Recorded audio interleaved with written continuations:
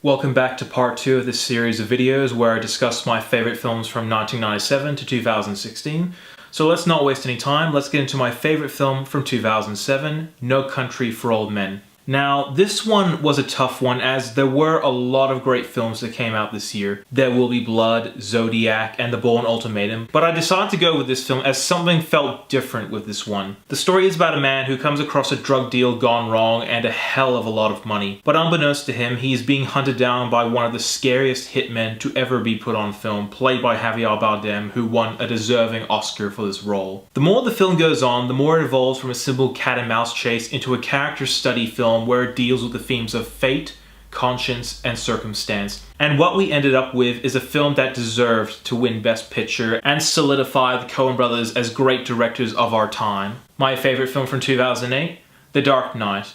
2008 was a pretty forgettable year for movies, as a lot of movies that came out this year weren't anything special and probably won't make it into the history books as the greatest films of all time. But then we got The Dark Knight, which knocked every other film that came out that year out of the park. And the importance of this film can't be understated, as this was the film that redefined a genre and made superhero films what they are today. The craft in this film was amazing, as it utilized CGI and practical effects, and I can't go on without mentioning Heath Ledger as the Joker. This was a type of performance that we have never seen before, and was a performance that was the clear winner at the Oscars, but it also ticks all the boxes of what a great movie villain should be like. Dark, creepy, terrifying, and most importantly, real. And while I do have nitpicks with this film, Heath Ledger is one of the big reasons why this film will go down as one of the greatest superhero films of all time. My favorite film from 2009? Fantastic Mr. Fox. On the surface, you might think this is just a simple kids film, but it ends up being so much more. This is one of those rare animated films where even though the target audience might be kids, this is a film that is made for adults, and is a film that adults will enjoy even more than kids. I'm going to list a few things on why I like this film. Most importantly, the director is Wes Anderson. Immediately, I'm hooked.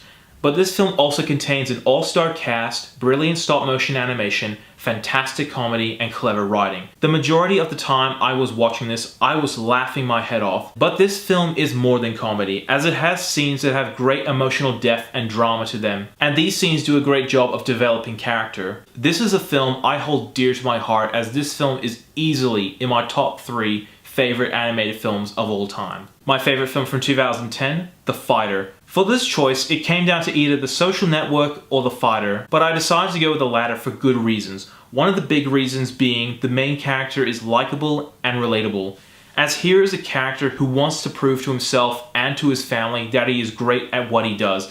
So unlike Rocky, who is an underdog character, Mickey Ward is a character that struggles as he is being mishandled and put into unfair fights by his mother, and his reputation is being ruined by his crack addict brother, played phenomenally well by Christian Bale. So over the course of the film, these characters go through development and reconciliation so they can find redemption by the end. So much like 2003, even though possibly better films came out this year, The Fighter is a simple, feel-good movie that I have a soft spot for. My favorite film from 2011? Midnight in Paris. With films released by Woody Allen, they come out every year, and every year we get maybe an okay Woody Allen film, but nothing that memorable. But then we get something like Midnight in Paris, which is fresh, new, and interesting. This was the best Woody Allen film I had seen in a long time, as this was Woody Allen at his creative best. The film is about an unfulfilled writer who is holidaying in Paris with his fiancée, but at midnight every night he is taken back in time to the 1920s, where he encounters his literary idols such as F. Scott Fitzgerald and Ernest Hemingway. One word I would use to describe this film is magical. This was a magical film throughout its 90-minute runtime, and a return to form for Woody Allen. My favorite film from 2012? The Master. With most Paul Thomas Anderson films, this is a film that is not for everyone. This is a long film at nearly 2.5 hours. It's a very slow-paced movie, and it's more focused on characters and performances.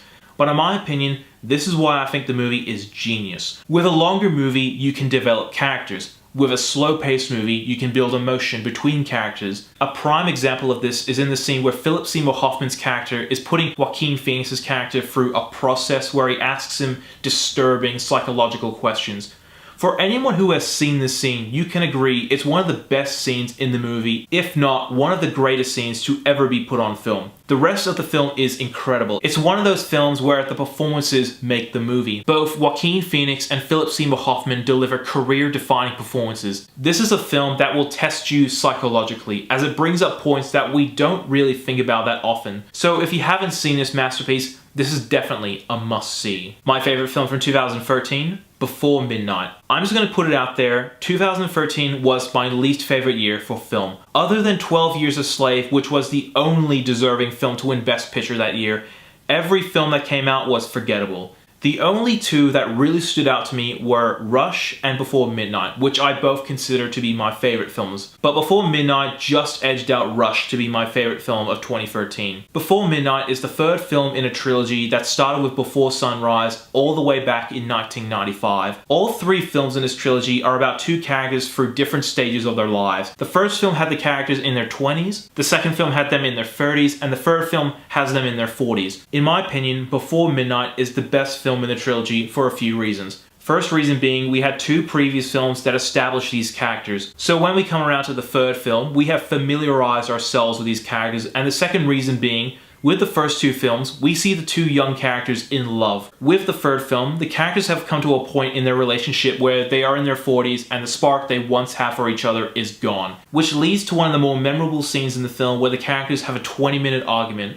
So this film is definitely worth a watch. My favorite film from 2014? Birdman. I owe a lot to this film. This was the movie that made me want to pursue a career in filmmaking. When I first saw this film, it opened my eyes and I was blown away.